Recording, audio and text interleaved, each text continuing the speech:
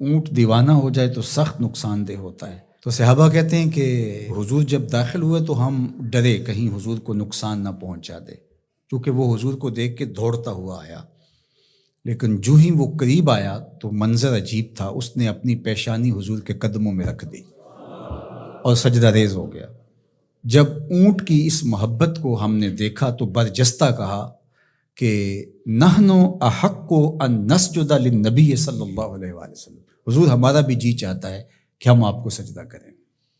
تو جب آقا کریم علیہ الصلوۃ والسلام نے صحابہ کے اس مطالبے کو سنا تو فرمایا کہ اگر اللہ کے علاوہ کسی اور کے لیے سجدہ روا ہوتا تو میں بیوی کو حکم دیتا کہ وہ شوہر کو سجدہ کرے۔ تو اللہ کے علاوہ شریعت میں سجدہ کسی کو روا نہیں۔ سجدہ تعبدی جو عبادت کی نیت سے کیا جاتا ہے وہ تو کسی کو بھی جائز نہیں ہوا، کبھی بھی نہیں ہوا، کسی شریعت میں بھی نہیں ہوا، چونکہ شرک کی کبھی بھی اجازت نہیں ہوئی۔ لیکن جو سجدہ تعظیمی ہے وہ پچھلی شریعتوں میں جائز تھا، لیکن اس امت کے اندر اس کے بھی روک دیا گیا تاکہ اس کا راستہ ہی بند کر دیا جائے۔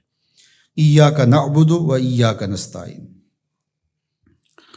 ہم تیری ہی عبادت کرتے ہیں اور تجھی سے استعانت طلب کرتے ہیں، تجھی سے مدد مانگتے ہیں۔ عبادت کسے کہتے ہیں؟ اقصی غایت التذلل والخضوع، انتہائی درجے کی عاجزی اور انکساری عبادت ہے، اور عبادت کا جو نقطہ کمال ہے وہ سجدہ ہے۔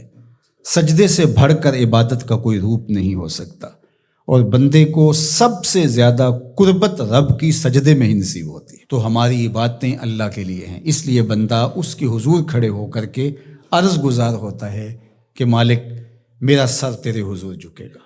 تو یہ جو تقدم ہے ایاک کا وہ اس لیے ہے تاکہ یہ حسر پیدا کر دیا جائے کہ ہماری پیشانی اللہ کے علاوہ کسی کے آگے نہیں جھکتی۔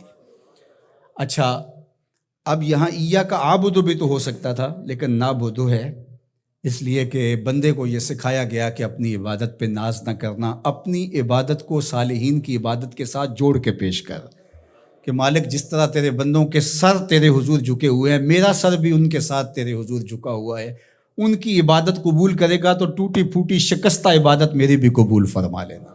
اور پھر ارشاد فرمایا وَإِيَّاكَ نَسْتَعِينُ، اور ہم تیرے سے ہی استعانت طلب کرتے ہیں، تیرے سے ہی مدد مانگتے ہیں۔ استعانت اون سے ہے، اور استعانت کا معنی پھر یہ طلب ماخذ ہے نا، اس کا خاصہ باب استفعال کا، تو پھر اس کا مطلب یہ ہوا طلب الاون، مدد کا طلب کرنا۔ تو ہم اللہ جل شانہ کی عبادت بھی کرتے ہیں، اور پھر دوسرا درجہ جو ہے مدد طلب کرنا، نصرت اور تائید طلب کرنا، وہ بھی ہم اللہ سے طلب کرتے ہیں۔ مجازن اگر کسی سے آپ طلب کرتے ہیں مدد، تو آپ کے اعتقاد میں یہی ہوتا ہے کہ وہ اللہ کی دی ہوئی توفیق سے میری یہ مدد کر سکتا ہے۔ اگر ایسا ہو تو وہ اس کے زمرے میں نہیں آئے گی۔ ڈاکٹر سے دوا لینے جاتے ہیں تو شفا تو من جانب اللہ ہوتی ہے۔ یہاں آج کل جو ہے وہ نور بٹ رہا ہے، تو یہ کہا جائے کہ انہوں نے مجھے نور دے دیا، تو نور تو اللہ ہی دینے والا ہے، لیکن یہاں مجازی معنی ہوگا۔ تو اسی طرح صالحین سے، نیکوکاروں سے، روحانی معاملات کے اندر جو استعانت طلب کی جاتی ہے تو وہ اسی معنی میں ہے۔ حقیقی معنی کے اندر جو ہے وہ استعانت اللہ تعالیٰ جل شانہ کی ہے۔ باقی رہی بات عبادت کی، تو عبادت تو کسی کی مجازن بھی نہیں ہو سکتی اور حقیقتاً بھی نہیں ہو سکتی سوائے اللہ کے۔